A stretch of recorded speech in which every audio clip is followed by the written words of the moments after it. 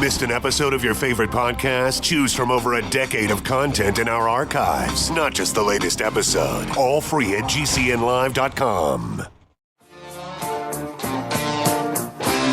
This is your call to action.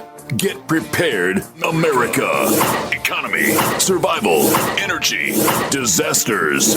This is USAPrepares.com. Informative radio, educational radio. Interact now by emailing instructor@USAPrepares.com or text at 434-390-7953. Class, please take your seats.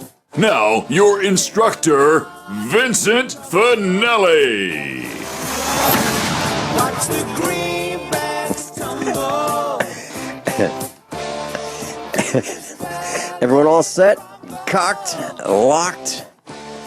Here we go. Your dial set correctly to USA Prepares.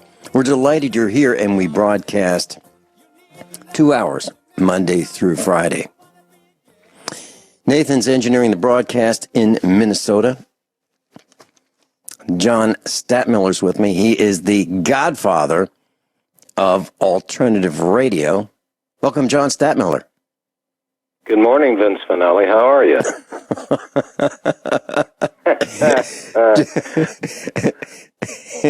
Hey, John, I got to tell you, I had to skip breakfast this morning. All I had was coffee because I was fresh out of scotch.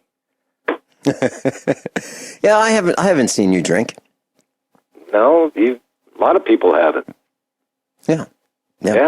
I have not seen. I have the same 6-pack of beer, Stella Artois, in my refrigerator that I think I bought in October. I'm sorry, I did dip into it. I've got 4 bottles left. Mm-hmm. Yeah. Yep. Yeah. A 6-pack might last me a year. I don't know. I don't have a desire to have it. But, if we have friends over, yeah, sure. Sure. I can remember, what was that around one of your expos that we had the crowd over to the house, and Larry Pratt was there, and John Moore, and everybody you could get over there, and I brought a bottle of good bourbon over, and we all had a toast, and that was the only drink we had at your house. Yeah, it was great. It was great having the gang here, and it's great having you here. And I miss seeing you, and hope that we get a chance to see you soon. John, you called, and I called you back, and we chatted on the phone. And you asked me about cows, and you said, "Boy, what's it like in these temperatures?" I'm paraphrasing, of course. What's it like in these temperatures? We were down to 1 degree, and you were concerned about the cows. And it's an interesting thing that you asked about that, because what our government has done is decided that they will pay us to make our animals' lives miserable. And here's what I mean. The Soil and Water Conservation District and the USDA will pay farmers about 75% to fence their cows, their animals, mostly cows, out of the woods, out of the streams, out of ponds. All for keeping water quality allegedly better. But when you have cows that are standing in the middle of a field with no protection, no shade in the summer, no trees, no woods to get in, out of the rain, out of the snow, out of the high winds, it's miserable for them. It's rough on them, and some of them die in those extreme conditions. So what we do is we don't participate with the USDA and the Soil and Water Conservation District, and we allow our cows to walk in whatever fields they want to. We rotate them from field to field to field so that they don't, graze in cow poop. But we let them go in the woods. And to answer your question on the air about these freezing 1 degree temperatures, we let them go into the woods where they're sheltered from the high winds. And you've seen the farm. You've seen how it's got some flat spots. It's got some hills. It's got some valleys. It's got some bottom land. It's got some streams and so forth. And we let them go where they think it's best in these kinds of conditions. Well, I was I'm always watching the weather, and for some reason I have Springfield punched into my little weather finder on my iPhone. And I was looking at Springfield weather this past week, and it said it was going down to 3 degrees. And then you corrected me and said, no, it got down to 1. How would you like to be born from 100 degrees into almost 0 environment? Not a happy little birth, but the calf survived. That's nature. And cows are a lot smarter. We have a tendency as being human beings to look at everything versus the intelligence quotient of human beings. I think we can learn a lot from animals because they know what to do, and a lot of times they don't need our help. So, I'm just fascinated. By the way, I was thinking about this last night after you and I had talked. You consider yourself to be a farmer, right? Yes. Well, but you raise beef cows. Right. You know what they call that down here in Texas? Ranching. I can't wait to hear. They call it ranching. What was that? They call it ranching. Yeah. You're a rancher, not a farmer. Well, actually, cows are really not the main product. Cows are kind of a secondary product. What we really do is we raise grass. We grow grass. And you're doing a good job since you got your manure spreader. Yeah. Well, no, seriously, we grow grass on this farm. I guess you could consider us a grass farm. And we grow grass on the best land that we have on the farm. So, for example, the Ozarks has hills and rocks, and the trees grow where the rocks are, and the grass grows where there are fewer rocks.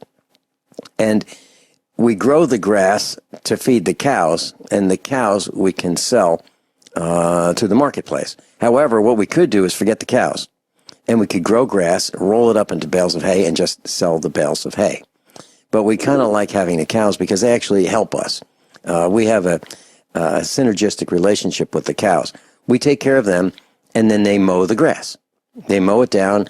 They fertilize it with their manure, and when we unroll rolls of hay, as you have done on the farm, what happens is the seeds that are in the hay get stepped into the ground by the cow's hooves, and they reseed for us. So our farm is getting better and better. The grass is looking better and better every year. So it's a great relationship we have with the cows, and that's why we don't beat them. They're part of the family. They're part of the operation. Without them, we'd be not doing so well. Yeah, I have so a few cows in my family as well. Do you? Yeah, did I call into the wrong show? Is this the old Derry Brownfield show, or is this R.S.C. Mayberry or something? There's a lot going on, buddy. Let's get off the farm. Yeah. Derry Brownfield was going to be a keynote speaker at our Expo #1. I don't know if you knew that or not. Yes, I did. And a very sad story, and I'll share it with the class. I was talking to Derry Brownfield, and I really enjoyed listening to him. I listened to him on shortwave radio, and he's just very informative. And I thought, boy, it'd be really neat to go see his farm. He had about 1,000 cows on his farm. Pretty big farm by Missouri standards. And he agreed to come to the expo. And he was going to bring his wife, and he was going to be a featured speaker at Expo #1, let's say 6 years ago or so. And I got a letter in the mail, and it was typed on his stationery. It was hand-typed on his IBM Selectric typewriter on a Friday. And it was mailed. It was the last thing he did on Friday's business, sending me that letter saying that he and his wife were looking forward to being at the expo. He mailed it, went home, and died. And that's absolutely the truth. And it was so very sad. He had one of the best shows. There were so many, farmers, ranchers. There were people of every stripe that listened to his show because he was just a common sense, good old boy. You couldn't get any better than Derry. You really couldn't. He had a life's experience. He knew what was going on. And I always enjoyed him. He asked me one time, I guess he had a cabin, and they had a black stachia mold problem. So I'd sent him an aeronizer. I said, Derry, I said, what do you plan on doing? He says, well, I don't know, ripping stuff out, replacing. And I said, wait a minute. Let me send you over one of these aeronizers. And he put it in his cabin, shut the doors, left that thing on full. In 2 days' time, all of his black stachia mold was gone. And shortly after that, well, as you said, he was going to come to your expo, and I wanted to talk to him about it, and he had passed away. And it was a sad day for everybody because, as I said, he meant a lot of different things to a lot of different people. And I think one of the things that was special about Derry Brownfield was he connected us with our past. And what I mean by that, past in regard to saner days, where men were men, women were women, and cars were cars. And that was part of the attraction. And a lot of people say, well, the more progressive thinking, oh, well, that's yesteryear. We're here today. We're moving forward. Well, there's a lot of people that have had hope and change, and they were desperate enough to elect somebody like Barack Obama looking for it. But we'd seen what progressive politics has done for this country. They've stepped so far outside of the Constitution in their new brand of democracy, Vince. Anything goes. Whatever they can convince the majority of the people of, that's the new law. And the rest of us, how did Hillary Clinton put it? Us deplorables. These are the people that, they're just that. They're deplorable. They don't fit in with the new America. And now we have Donald Trump coming up here, in 10 days to be inaugurated? And I've gotten the inside word here that there's been 6 demonstration permits that were issued in Washington, D.C. for Donald Trump's inauguration, and they're going to be allowed free reign.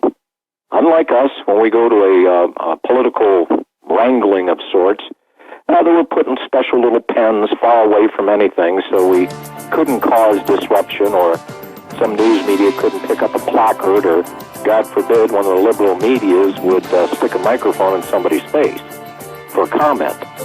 But it's going to be interesting come 10 days in Washington, D.C. John Stadtmiller is with us, and you can listen to John live 6 to 8, Monday through Friday, republicbroadcasting.org. We'll be right back.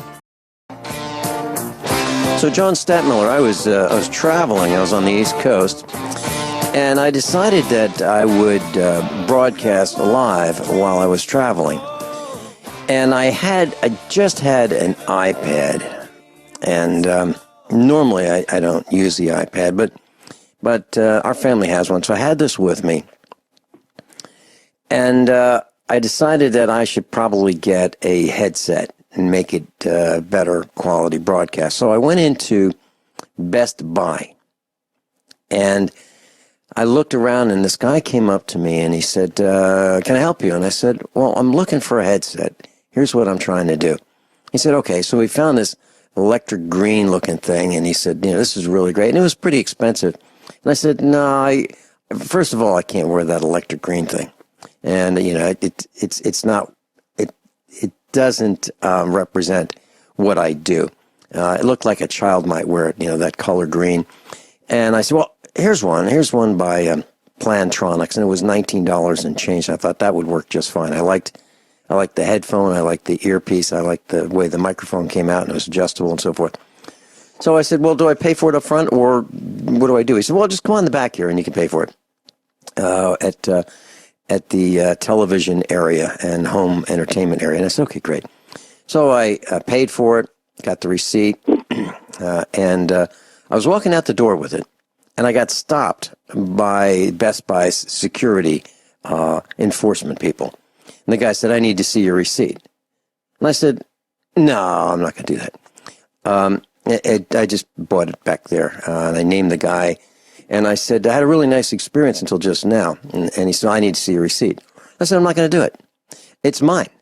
This is my property. I paid for it. I was on your cameras. Go check them out. I'll wait. But I'm not, and if you want to call the police, I'll wait for that too. But I'm not going to show you my receipt. It's mine. I'm not going to show you what's in my pockets. I'm not going to show you what's in my car.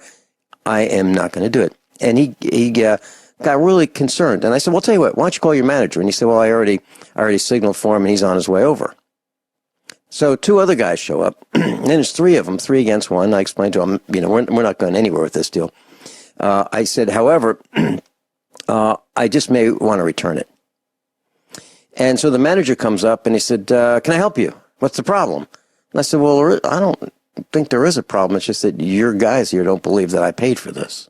He said, well, have a nice day. And he let me go. Now, because of that kind of experience, I don't go to Best Buy. I don't like Best Buy. But here's the latest thing that you and I were talking about on the phone. Before you continue, I got something to add to that. I had a little problem down here in Austin with Fry's Electronics.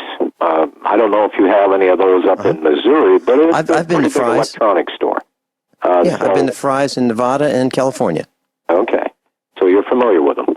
And, of course, they have the receipt checkers at the door. And everybody that walks through there shows the receipt, they look in their bags, and then they thank them, and then they're on their way.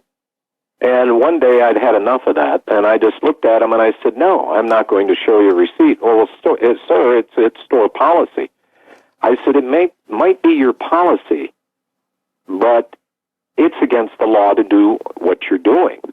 And they stopped and they looked at me and, of course, called the manager over. The manager had a quiet word with him, and just like you got from Best Buy's manager, thank you, sir, have a nice day. Well, they can do that. You can be contracted into letting a store check your receipt if it's a membership type of store, like some of the big box stores. Think of one. Off the top of my head, Sam's Club. I was Sam's Club. I was there yesterday, and they checked my receipt. Well, yeah, and when they were that's part of the policy, but that's also part of the agreement because you joined a club or you have a membership, and they set the rules, and that is part and parcel of your contract, if you will, with that store. But people have to understand that just because of a Kmart or whatever, Best Buy wants to check your receipt on a purchase you just made, you have every right to look at them, smile, and say no thank you, and keep walking. And here's the rub. If they do try to detain you, if they do call the cops on you, you've got them. You've got a lawsuit against their company. I just want to let people know that. Yeah, I was at Sam's Club yesterday, and they wanted to check my receipt, and I said, sure, because I've agreed to that. But I haven't agreed to it at Best Buy, Kmart, the Chinese factory outlet, Harbor Freight Tools. I haven't agreed to it there. Let's talk a little bit more about Best Buy and why I don't go there anymore when we come back. Class, I don't make any bones about it. I don't shop at Best Buy, but I think John Stadtmiller and I are going to continue informing you about the tie that Best Buy has with the federal government. And there's a post on the internet. It's at penlive.com. Headline is, Ties Between Best Buy's Geek Squad, FBI Probed in Child Porn Case. Let me just read a little bit about this just to give you a feel for what's going on. A giant Best Buy repair shop in Brooks, Kentucky, Geek Squad technicians work on computers owned by people across the country, delving into them to retrieve lost data. Over several years, a handful of those workers have notified the FBI when they see signs of child pornography, earning payments from the agency. That means they would earn money from the FBI. The existence of the small cadre of informants within one of the most popular computer repair services was revealed in the case of a California doctor who's facing federal charges after his hard drive was flagged by a technician. The doctor's lawyers found that the FBI had cultivated 8 confidential human sources in the Geek squad over a 4-year period, according to a judge's order in the case, with all of them receiving some payment. Now, there's concerns about privacy, and here's the point, and John, I'd love to hear your comment. How is it possible that Best Buy would have this operation going on without the blessing, without the approval, without the support and endorsement of top management? How is that possible? It's not possible. And they're not very forward-thinking individuals, because how many people, once they find that out through the fake news, through programs such as yours, GCN Network, shows such as mine, the National Intel Report, Republic Broadcasting, we're just haters, and we're purveyor of fake news. So God help the upper management, you'll probably see a CEO replacement next year because they're going to discover their sales are down. The snitch squad, just call them not the geek squad, call them the snitch squad. Mm-hmm. Nobody likes a snitch. Now, of course, we are not in support of child pornography. However, we are also not in support of the government paying people to be snitches. I believe that Verizon is on the take. I believe that T-Mobile. I believe that all of the cell phone companies, AT&T, Microshaft, Google, I believe all of them are involved and complicit in spying on we the villagers with the technology that they sell us. They sell us this technology, and then we go and use it. So Best Buy, I'm not going to shop there. I absolutely am not going to shop there. And if I find something on the internet that's a really good price and I really need it, and somewhere it says Best Buy, sold to you by Best Buy, I'm going to go someplace else. Well, and if your listeners, Vince, think that this is an isolated incident, I draw their attention. This story came out of the Chicago Tribune, and there's a law now on the books that, hairstylists, barbers, nail technicians, etc., are going to be forced to spy on their customers. Now, everybody gets haircuts. Women go to beauty parlors to get the do, and the guys have to go get their hair cut to look halfway presentable, and women go have their nails done and pedicures and manicures done, and they're like kind of the bartenders of the sober world. People converse with their hairdressers like you would converse with a close friend, but you're kind of assured that, well, this is not for publication, and they're not going to go blabbering to other customers. If you have any sense about you, you're not going to go blabbing to any other customers of what you learned from a previous customer, let's say. Well, this is what's going on, and this is going to affect 88,000 of these beauticians in Illinois. And the guy that came up with this wonderful idea, Representative Fran Hurley, said that there's an openness, a freeness, and a relationship the last years or decades between the client and the cosmetologist. They're in a position to see something that may or may not be right. Now, here's part of the bill. It says that hairstylists, barbers, cosmetologists, hair braiders, and nail technicians in Illinois will receive an hour of mandated abuse prevention training as part of the licensing process. The law does not require them to report any violence, and it shelters them from any liability. Now, that's 88,000 more individuals who will be able to have conversations with family and friends and clients, and that raises awareness about domestic violence and sexual assault. That'll be and by the way, this is a federal program going into the states. The Illinois law will be enforced by the Department of Financial and Professional Regulation, a federally run department. And if you guess the DHS has something to do with it, give yourself a gold star. DHS runs the Illinois Department of Human Services, which handles domestic abuse.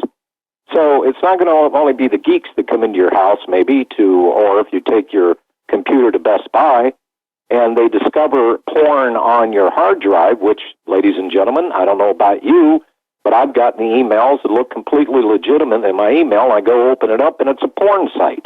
Now, is that going to be on my hard drive? you bet your sweet bippy it's going to be. So, Big Brother. I mean, it's Total Awareness Network, and they've managed to wedge this in under the guise of the government, the nanny state, there to protect everybody. And what we're talking about here, Vince, really overall, is kind of a cultural deficiency that's going on that somehow, some way, either federal people or state people in your legislature or in the U.S. Congress, doesn't matter, that they have the ability and they have the right to come in and snoop on your private goings-on. And this, look, this has gotten to the point where we're not the best or the strongest or the freest nation on earth again. How many times have you heard that over and over and over again?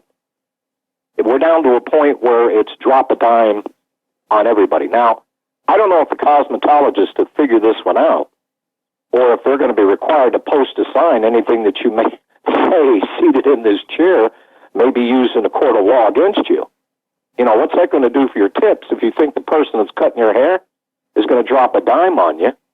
Or maybe they'll just do it for the heck of it because you don't tip enough and they just want to, just cause you some trouble. Hence, you cannot sue the company that runs the cosmetology outlets. You can't do any of that. They're free and clear. So we have dime droppers directly connected to the Department of Homeland Security. Well, I remember just the other day, who was that guy that shot 5 people down in Fort Lauderdale Airport? This guy had walked into an FBI office. They had taken his gun away from him a month before because he said he had Al-Qaeda in his head talking to him. He was a guy that received a Medal of Honor for fighting terrorists, and he specifically goes down to Fort Lauderdale Airport, pulls out a gun that he'd actually shipped on a Delta plane down there, goes into a bathroom, pulls out the gun, and walks through the baggage area, shooting people randomly.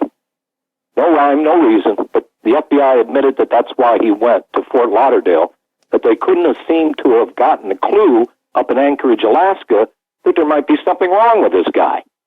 It's right there in front of their faces. They have all the resources, they have all the information, but they can't seem to do their job, so they're going to rely on the public to dime drop on people.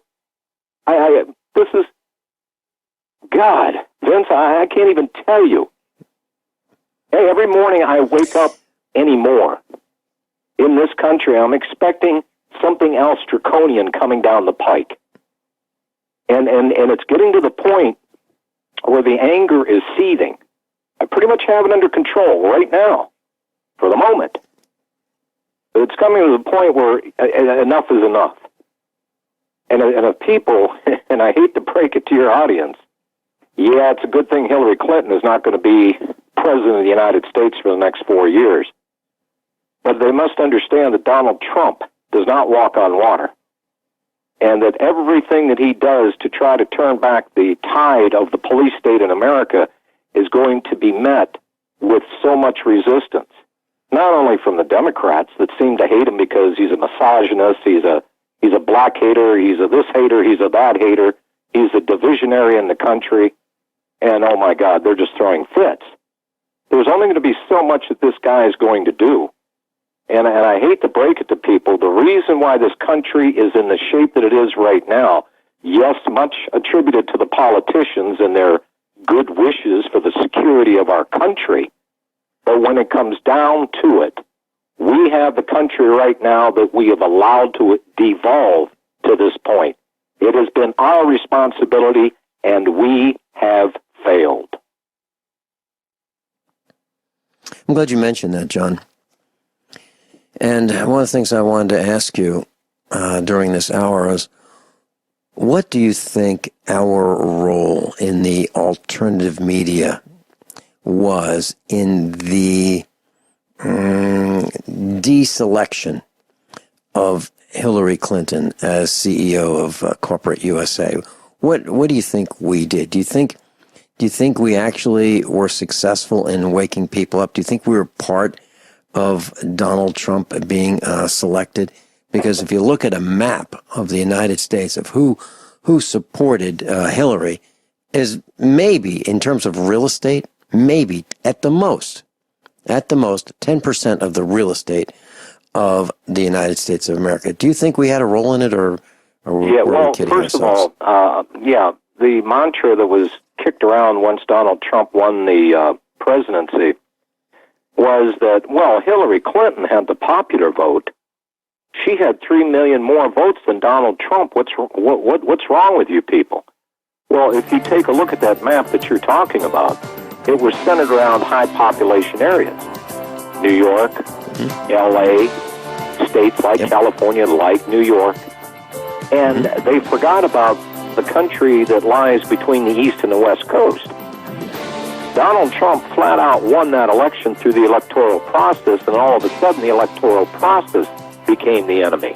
That we should have a popular vote for the presidency of the United States. Class John Stadtmiller is with us, and he is the godfather of alternative radio, the owner of republicbroadcasting.org. And if you'd like to listen to John Stadtmiller, he broadcasts live Monday through Friday, 6 p.m. to 8 p.m. Central Time. And John Stadtmiller is kind enough to broadcast USA Prepares on Republic Broadcasting. And I might add, I'm shocked with the amount of ads that are in your show. But the powers that be over at GCN would be interested to know that when we rerun your show on Republic Broadcasting, that we don't insert our own commercials. It comes over just as the content that everybody hears your show every day on GCN. Yeah, I was just telling our engineer that off the air during the commercial break.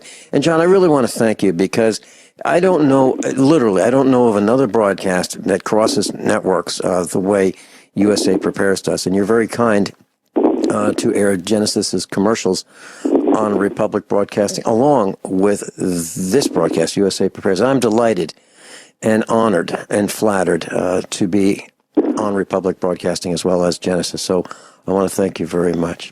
Tom in Baltimore, welcome. Vince, in that intro, I'm just curious before I get to my comment real quick, is that you crying over the state of our union, or is that Captain John Regan crying because he's always frustrated that he never has enough time to finish his report? The answer is yes. You know, you can just hear the frustration in the poor guy's voice because he never has enough time, and you can just, you know, he's so frustrated. He is, and his frustration is focused right at Vincent Finelli. You know, he prepares all week, and then he doesn't have enough time to say all the things that he wants to say. It's so and I'm sure he's listening right now. When you hear that frustration in his voice, it's so tempting to call to throw him off, but I restrain myself. Well, and you know, we do not get a lot of calls at usaprepares.com, and I have a feeling, and I've asked the owner of the network, I've asked the program director, I've asked, you know, our engineer, why is that? Is it nobody's listening or what? And the answer is no. It's not that no one's listening. It's because they don't want to interrupt us. I think that's really the answer. But Tom, do you have a comment for John Stadtmiller? I do. I completely agree with his comments. In fact, it's rather ironic. I just hung up with Congressman Darrell Iss's office. I was on the phone with a couple people from his staff for about an hour and a half. And, you know, I've been frustrated. And he's right when he says that Trump, of course, is better than Hillary. We knew what we'd get with her. Corruption, dating back to Watergate. With Mr. Trump, you know, we hope for the best. We hope he will not betray. He will not steal from us. And he will not try to fundamentally change the nature of our constitutional republic. And I think we can count on that to happen. However, at the end of the day, the true change is, or the impetus and the effort to make that true change, it lies with each individual American. And my big concern right now is that our republic is so steeped in corruption and in such a state of necrosis that seems to grow exponentially year after year that I worry that we simply don't have enough people who will take an interest in saving this republic. It seems like many don't realize or care about the dire straits we're in. Certainly they seem ignorant to the fact that if this republic dies, our way of life dies with it. John Stadtmiller, any quick comments? I'll tell you what, we got a break coming up. I'm assuming this is top of the hour break, and I'm assuming I'm around for the next hour.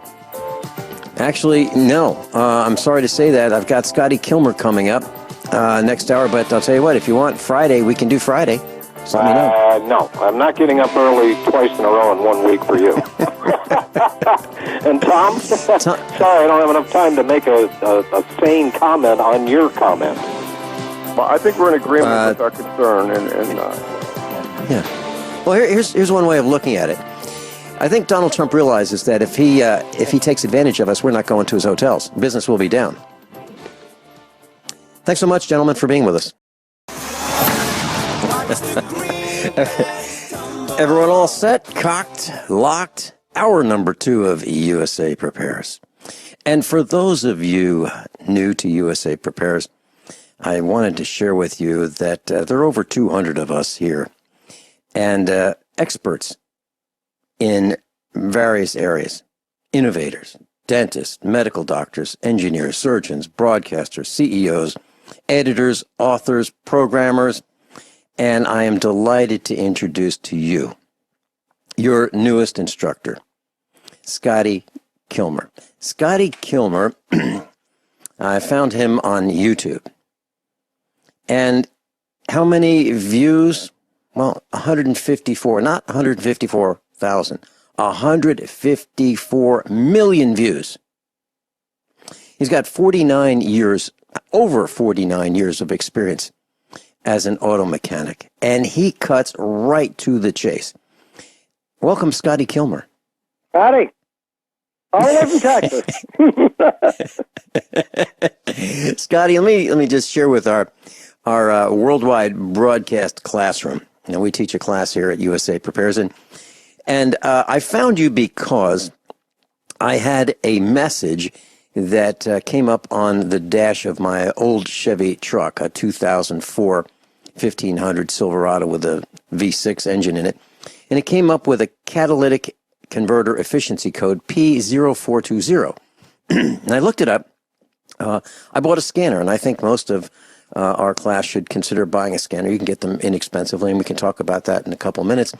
But you talked about what that could mean and how to fix a problem with a catalytic converter not functioning properly. And you said all you do is you pour this. Unfortunately, cars have gotten so sophisticated. As you're driving down the road in your car, it does what's called mode 6 checking like every minute and a half. So it checks everything in the car every minute and a half, and it goes back over.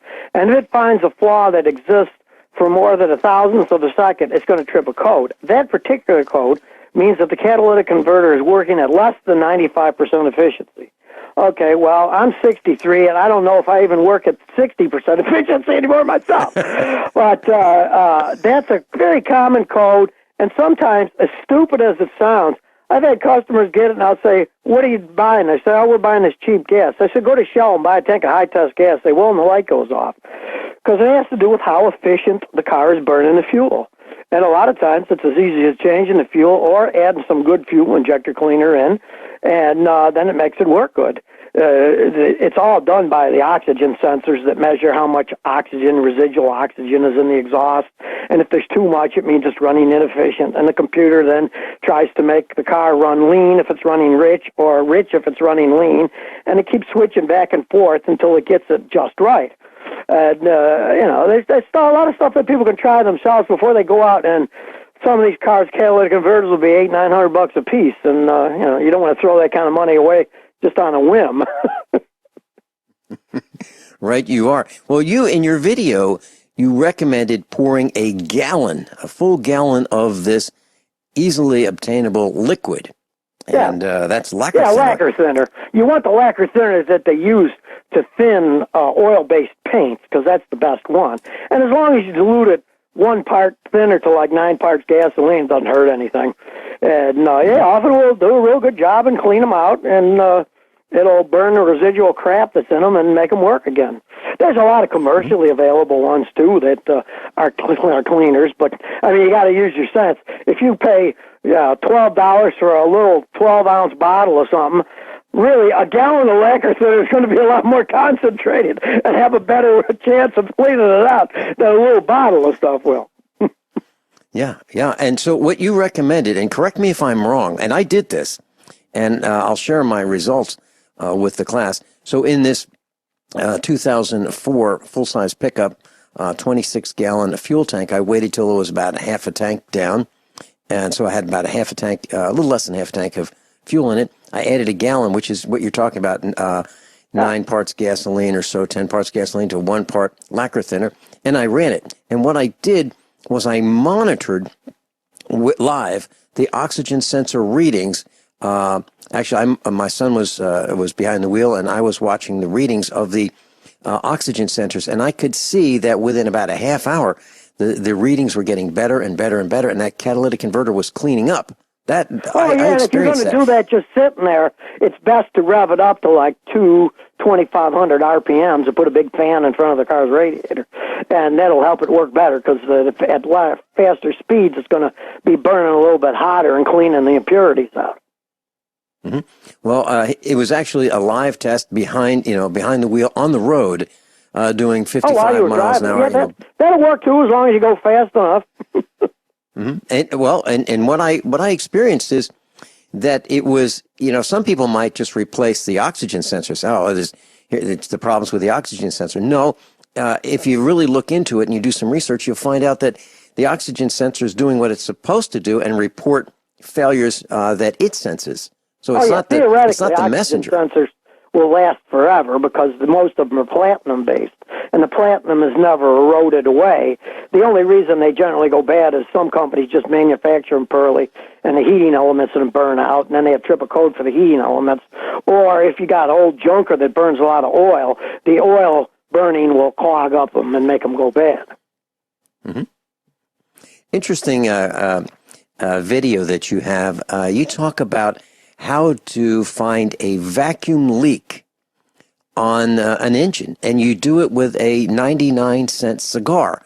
Would you share that with us, please? Oh, yeah. I mean, I'm a professional mechanic, too, and I've got a smoke machine that costs $1,000, but I'm cheap. I didn't buy it. I used to be on CBS TV, and people would always give me things in the hope that I'd use their equipment and they'd get free TV and stuff. But the whole idea is, when you got a vacuum leak, vacuum, of course, is negative pressure. It sucks in and not out, so you can't see anything. So when you shut the car off, you just have to take off a big hose, like the vacuum hose to the brake booster, blow some cigar smoke in, and wherever there's a leak in the system, you'll see smoke starting to come out.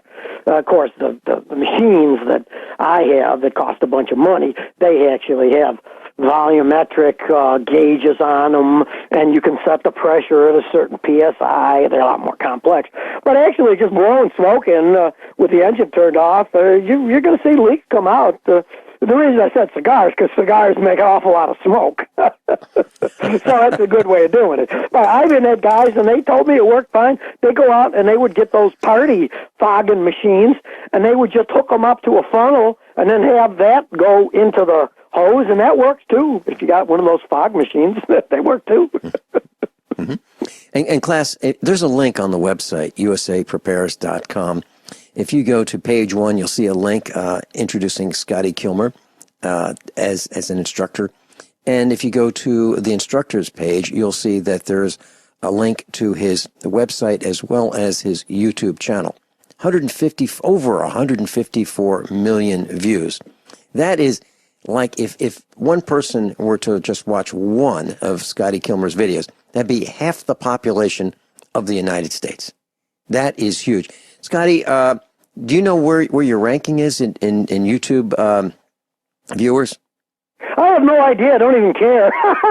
I'm having fun helping people out. I figure that over the years, I've been doing it on YouTube since 2007. I have saved people, and I'm not making this up, billions of dollars. Because, one, mechanics charge about $100 to $140 an hour labor, so that alone could be it. But I also have videos like why not to buy a Mercedes and BMWs. And I probably lost them thousands of sales, and considering that each one of those cars costs, $60,000 to $100,000, there's probably another $1 billion I've saved people.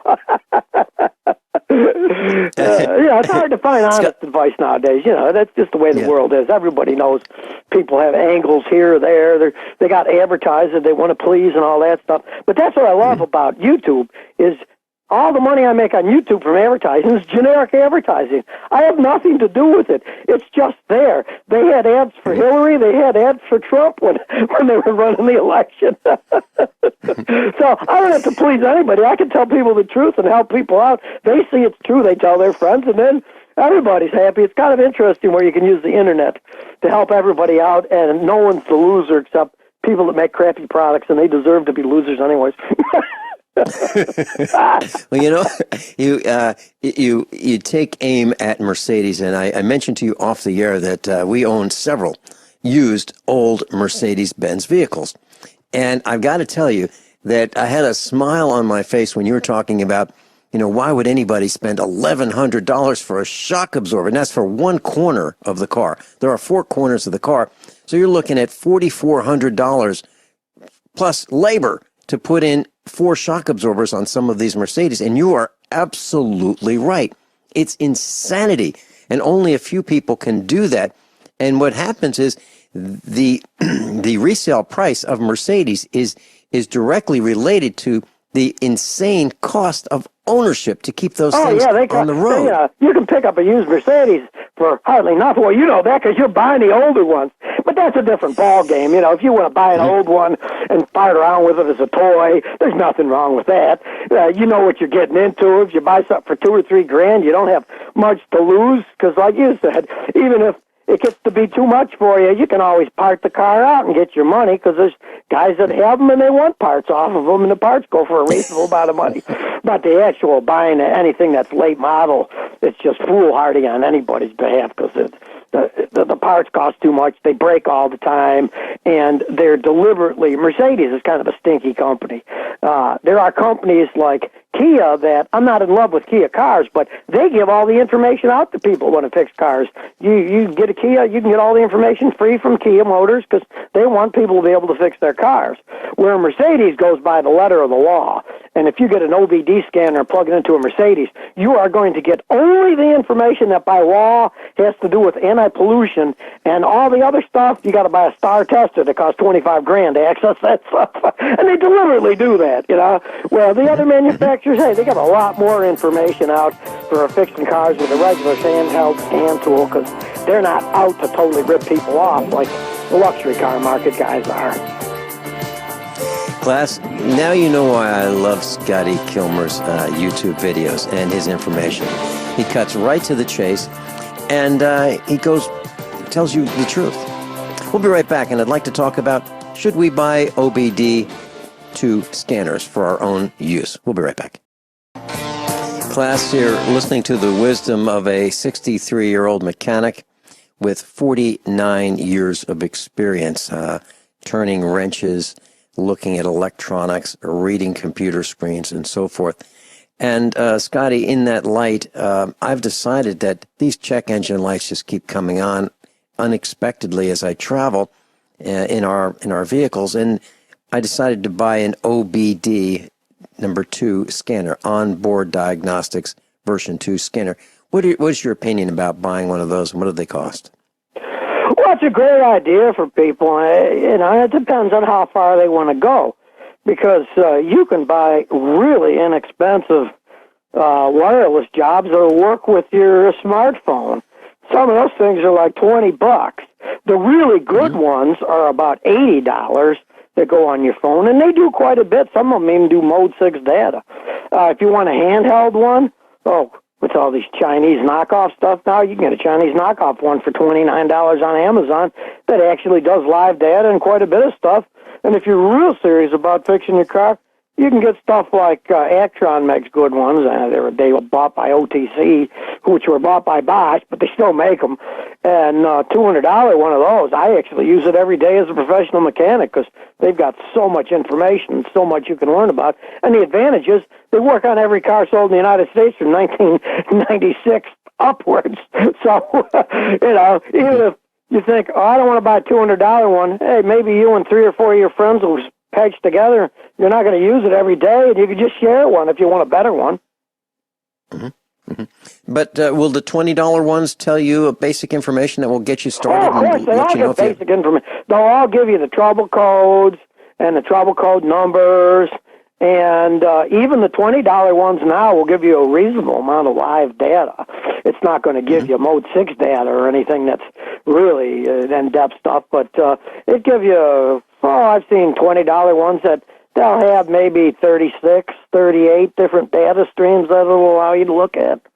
So it's not all that bad. Like everything else, everything's getting cheaper and cheaper. I've got years ago when I was on TV, I got a borescope from a company that made them for airplanes, and the borescope was like $7,500 for this digital borescope. I bought one on Amazon as a laugh for $18.95 last year, and I tried it out, and I plugged it into my laptop. The thing made videos, took pictures, and it was $19. So things are getting really cheap that actually work these days. Scotty, it's interesting you say that because about a week ago, I just ordered one on eBay. And this is a borescope with LED illumination, and it has an on-off, like a snapshot button. You just hit this button on the cable, and it's USB. It's $10. Yeah, exactly. So and it's insane. I'm all I excited. realized that most of them have stolen software because the one that I got came with one of those mini DVDs that you'd flip in a laptop that I downloaded the software, but, and I realized it's probably stolen from someplace, but, I mean, I bought it legally through Amazon, so, I don't care. Mm-hmm. And it worked. Mine even takes videos, and it has illuminated LED and everything, and it had a 36-foot cable on it because I thought, hey, my other ones that I have only have like a 4-foot cable. And I thought, maybe I don't look at my sewer system. I live in a really old house. And I can snake it down the sewer and see where there's roots coming in. And you can't beat it for, $18. You're absolutely right. And it's great for those things that you really can't see. And some of them come with an attachment. And this thing is like the size of a cigarette butt on the end of a thin cable. That's about what we're talking about. Oh, yeah. You can look backwards or sideways, and some of them come with little magnetic ones so you can pick up stuff, and some of them even have little claws on them so you can grab things and pull them out. Like when they do one of those kidney stone jobs like I had done a couple of years ago where they stick it up the urethra and then they grab the pieces and pull them out. They tell you not to use them on people, though. I don't think they're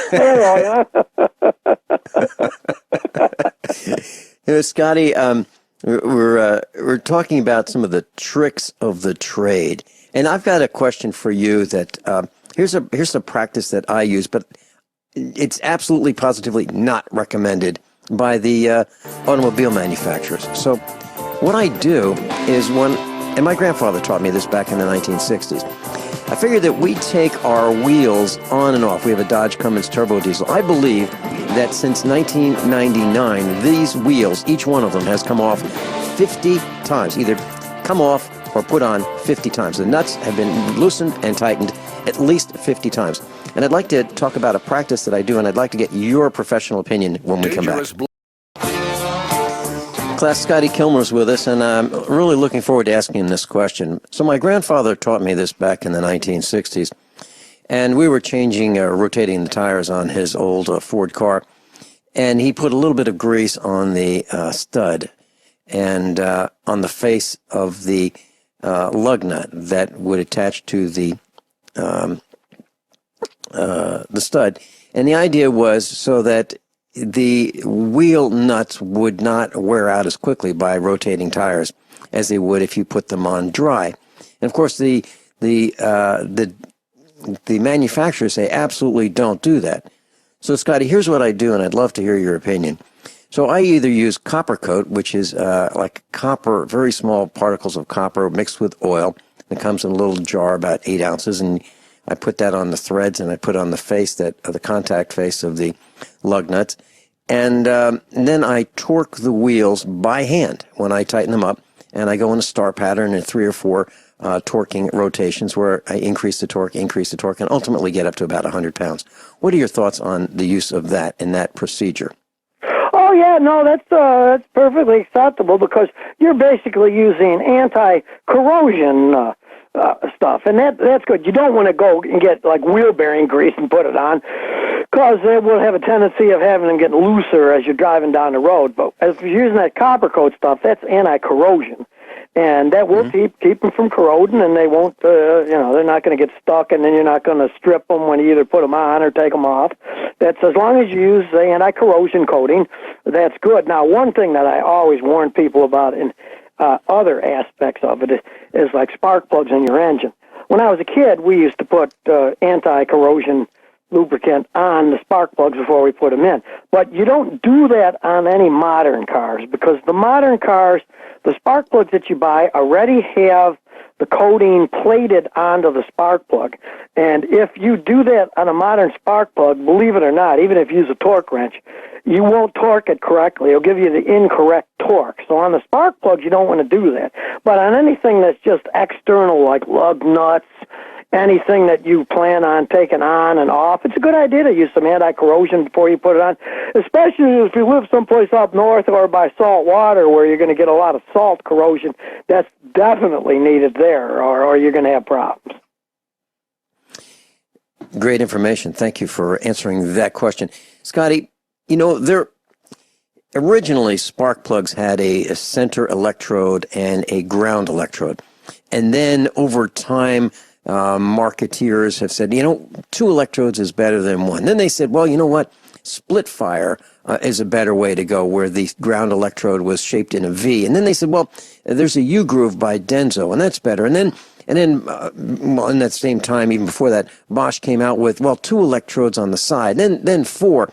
And then pretty soon, it's like the more electrodes, the better. But I don't subscribe to that. Do you? No, because anybody who understands electricity and physics, an electrical spark is going to jump to the nearest conductive part, period.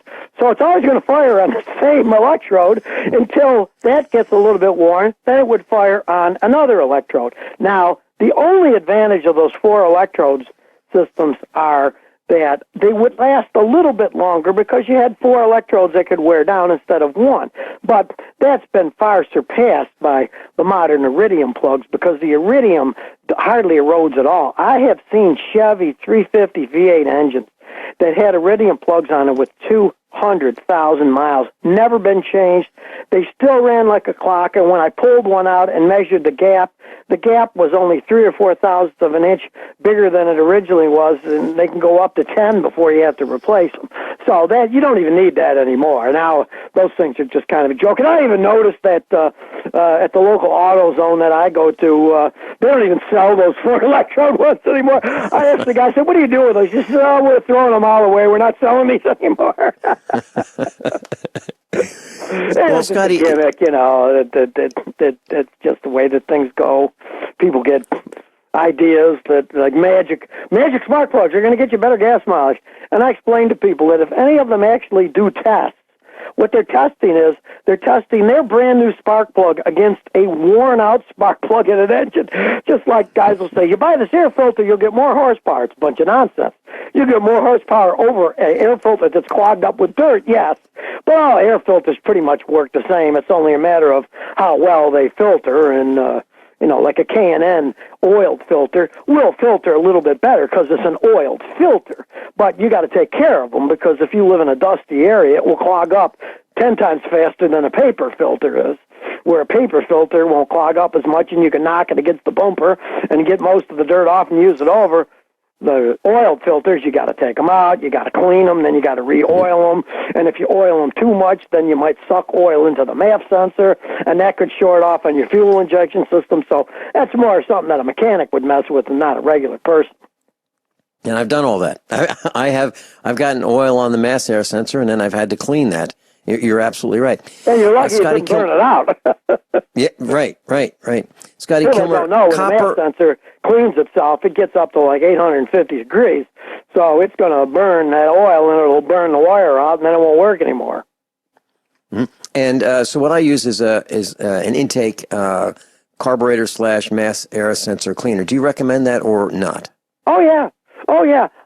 As long as you do it correctly. You want to disconnect the battery because you don't want any electricity flowing through, and after you clean it, you want to air dry it for an hour, or if you got a compressed air, you want to blow air over it for 3 or 4 minutes to get rid of all the residue. But it's perfectly fine to clean them when they get dirty, because they all get dirty. And I mean, Ford for a while said, "Oh, you can't clean our throttles suddenly because they're coated with Teflon. You wear the coating off." But really, the coating wore off over the years anyway. And a lot of times, it's better to clean all the coating off and then just clean it every once in a while, because any coating is going to wear off. Like when I was a kid, everybody would polish their motorcycles and their cars all the time, and now a lot of them are actually. A coating is already on them. Like if you've got aluminum alloy wheels, most of them are coated, and they look shiny because there's a coating. And you'll notice when they're 5, 6, 7, 8 years old, they start to look bad because the coating's worn off. And if you really want them to look good, you got to take them to a place that will remove all the coating, sandblast them, and then recoat them, instead of just polishing the bare aluminum, which I like bare aluminum better myself, because you can just polish it, and it looks really shiny. Yeah, you got to polish it every once in a while, but that's part of the fun of messing around with machines. I noticed that on your YouTube videos that you hop on a Triumph motorcycle. And this particular motorcycle that I see has a round headlight, it has spoked wheels, and it has an air-cooled engine. I've got a couple of motorcycles here at the farm, and I do not particularly like the looks of motorcycles that have the aluminum wheels. I like the spoked wheels. What are your thoughts on that? Oh, yeah, that's a late model Triumph. It's 2011. I had them when I was a kid. I had English bikes, BSA, Triumphs, Nortons, and I like the look. I like the style. It's classic. And I actually have never owned a water-cooled motorcycle because I don't like the extra complexity. I like a simple air-cooled motorcycle that's got some style to it. But I do have to say, with this modern Triumph, the fascinating things about it having spokes is I have no idea how they did it, but the modern Triumph spoked wheels are tubeless tires. They have spokes, but they don't have tubes inside. Wow. Somehow they've sealed the end of the spokes inside, and the tires are tubeless tires, because that's the only disadvantage of old-fashioned spokes are you got to have tubes.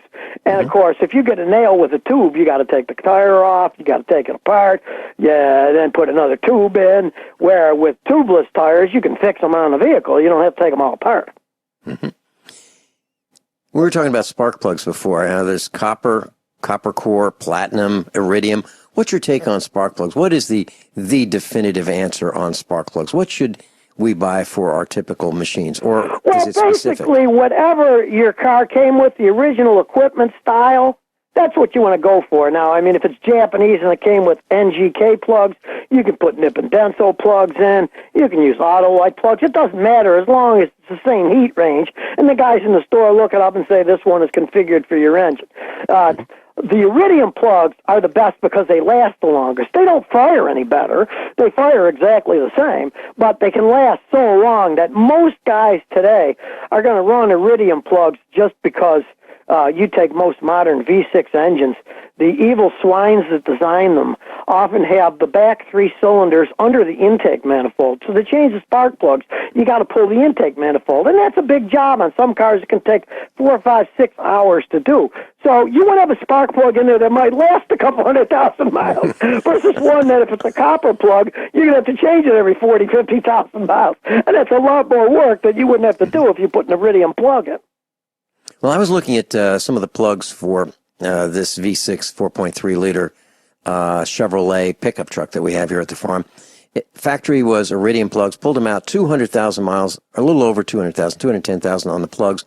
and they looked great. However, the gap was about 68 thousandths of an inch. And wow, I've never seen a spark plug gap that big.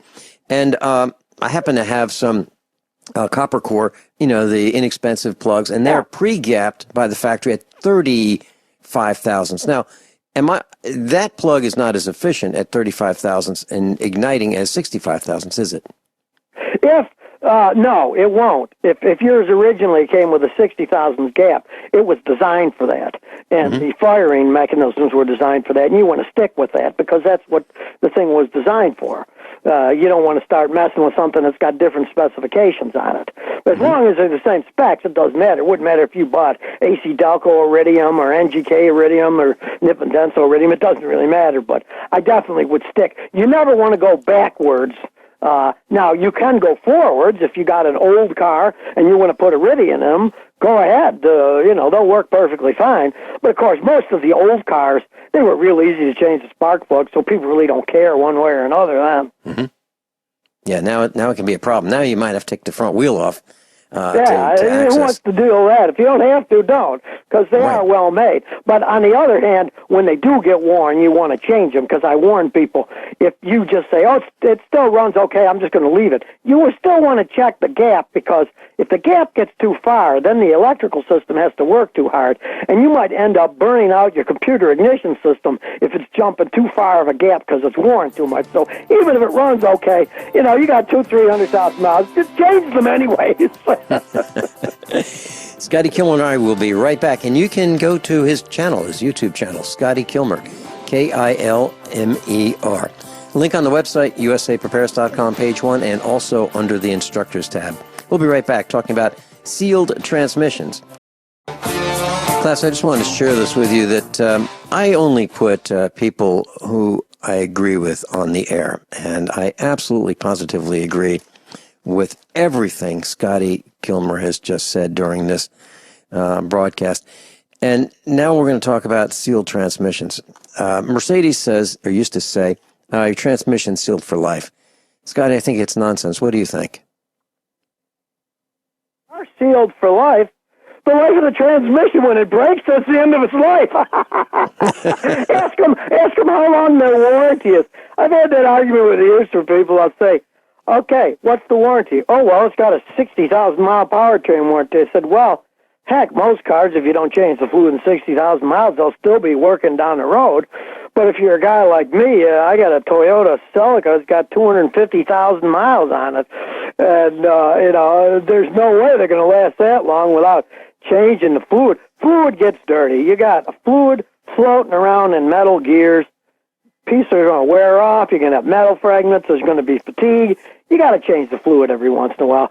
And the way they make them now is really kind of evil. Some of them, it's sort of like a Rube Goldberg puzzle trying to figure out how to even change and check the fluid. Get the special tool, warm it up, turn it here, put your scan tool on, see what this is. I mean, it's insane what they've done to make it so you can actually change them. So most guys just say, heck, I'll just leave it in. And then when they burn out, as they all do eventually, then they say, oh, well, you need a new transmission now, and you're not under warranty anymore. Hey, why don't we expose the fraud about nitrogen in tires? Oh, well, use your head. What? The air we breathe already is, mainly nitrogen anyway. What's it, 75, 79, I don't know, some percentage. So you're only adding a tiny little bit more nitrogen and getting rid of the oxygen and the trace elements. It really doesn't do that much. Now, race car drivers do it, and airplanes do too, because the air jets are way up in the air where it's freezing cold at 35,000 feet above, and it mainly has to do with contraction and expansion from heat, so it does work in jet airplanes, but we're not driving jet airplanes, we're driving cars on the ground, so, plain old air, and I think most people didn't get suckered by it. I had numerous guys contact me and say, oh, you need to buy this nitrogen generator to fill your customer's tires up with for, $1,500. I'm like, what a stupid idea that is. Nobody seems to be pumping it that much anymore, though. I guess they realize people weren't that big of a sucker and that they're not, nobody's going for it anymore, except, I suppose, the guys that are driving Ferraris around and stuff still do it. No reason to, for most of us to put nitrogen in our tires. And as Scotty said, air is 78% nitrogen, and you're only going to pick up, in terms of heat, delta, 0.4%. If you really ride it hard, 0.4%. Is that something that? Yeah. What about? Let's see. What else is a waste of money, Scotty? In your opinion, that people might be suckered into? Gasoline is. Most cars these days are made to run on plain old regular pump gasoline, and if you buy high test gas, not only are you wasting your money, but a lot of the vehicles actually will end up carboning up because what people don't understand, that the more you pay for gasoline, the less explosive it is, because high compression engines have more compression before the gasoline is ignited. So they have to have gas that doesn't blow up as well. So, I mean, if you're going to make a Molotov cocktail, you'd want to use the cheapest gas you can because it would explode better. And if you put the gas that doesn't explode as well in the regular engine, you can actually get more carbon buildup in the engine. Now, vice versa, if you have a car with a high compression engine that's made for high test gas, if it's a modern car, they will actually run perfectly normal on regular gasoline. It will just lose some horsepower. I had a Mustang 4-cylinder turbo that I was road testing for Ford a month ago, and it put out like 320 horsepower on high test, 50 on regular gas. And it would run fine on both, but it would just have more horsepower with the blower that it had when it was using premium gas. Last question in 20 seconds or less. What about fixing a leaking seal? Can we do it with an additive? There are some additives that work. I use AT205 reseals made out of a company in Chicago, and it actually does oil seals. I put it in jacks, they stop leaking. I put them on rear main engine seals, form the engine, and it actually does work. A lot of them aren't, they're gimmicks. But this has no solids, it's just a liquid that's the polymer that helps rejuvenate rubber. And it actually does work. But a lot Scotty, we're out of time. Scotty Kilmer channel on YouTube. Thanks so much for being with us, Scotty.